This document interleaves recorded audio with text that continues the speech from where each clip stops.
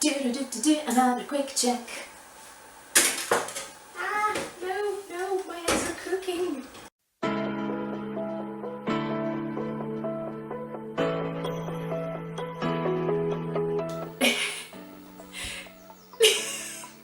Hi guys! This is gonna be for the amusement of all of my friends who bake, which is like literally all of you. Now, you know I'm not a baker, so this is not gonna go well.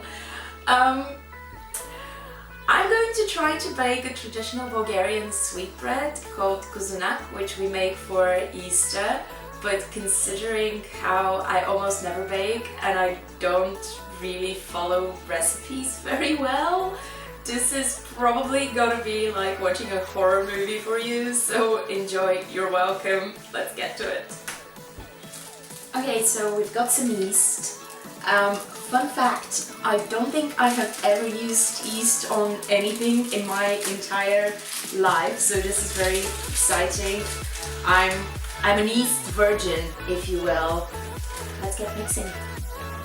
This is the yeast over here, and it says I should be mixing in 1 teaspoon of sugar, but I can't be bothered finding the only teaspoon I have in the house. We need to buy some teaspoons. 40 milliliters of water, which is like, I mean, let's be honest, I haven't measured 40 milliliters, but I've worked in a lab long enough. I can probably kind of guesstimate how much 40 milliliters is.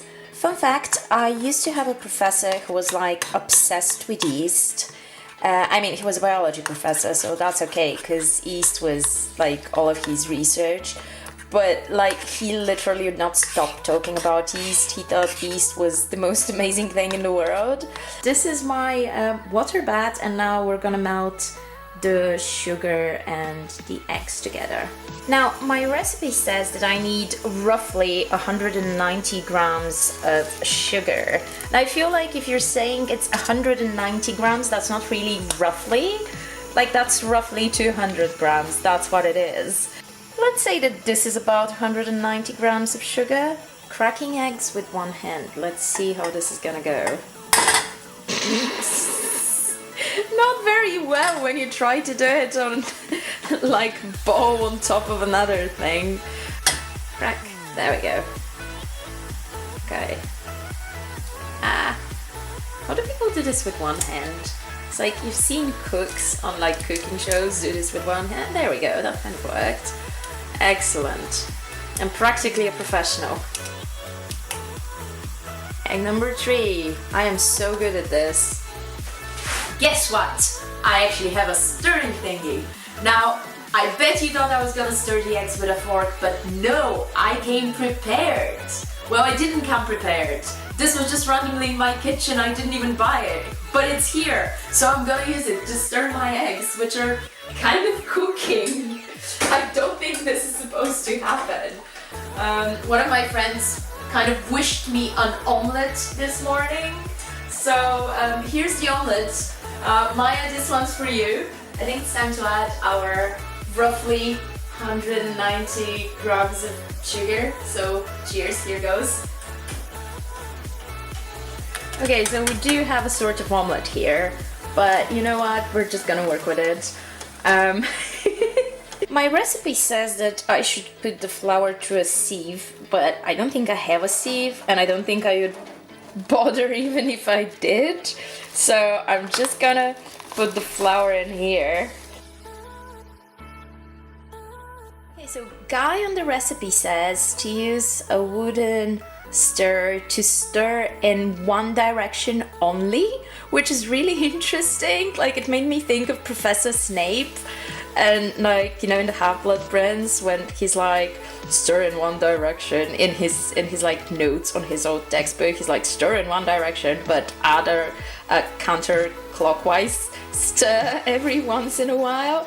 Because it's like, I just wonder what happens if you do stir in the other direction.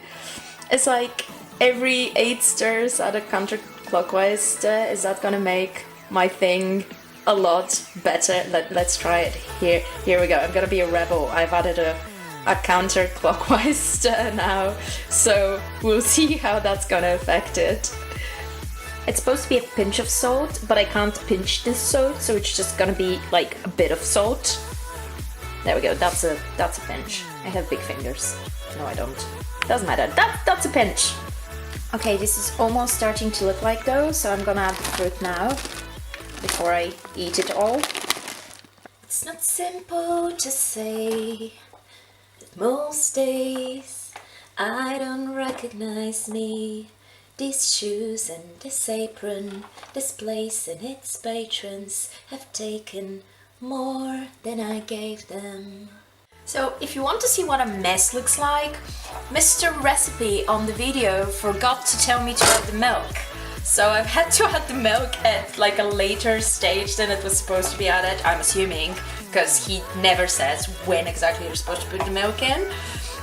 So this is what we've got now. We'll see what happens. I think what I'm gonna end up with is like something more resembling cookie dough that's just not gonna be stretchy enough. But we'll see what happens. Okay, I think I've tortured this poor thing more than enough, so I'm just gonna leave it alone for now. But the recipe tells me that I'm supposed to kind of cover it with some butter first, which I can't be bothered to melt this time, so it's just gonna be covered in butter. It's fine, don't worry about it. I don't have very high hopes for this. So this is my dough after an hour and a half, and I haven't the faintest idea if this is gonna work, but we're just gonna try it.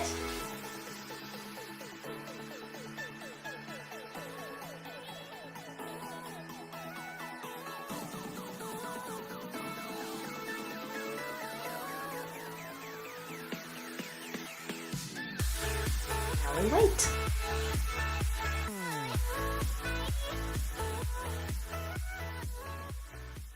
So this, look at it, it's beautiful, it's gorgeous. This is the final result of my epic baking attempt, and it's actually completely edible. In fact, it tastes amazing. I already tried it like several times while it was baking, so it has kind of little holes in it, but success! I've done it, I have baked my first Kozunak. Yay me! Thank you for watching. Have a great Easter. Bye!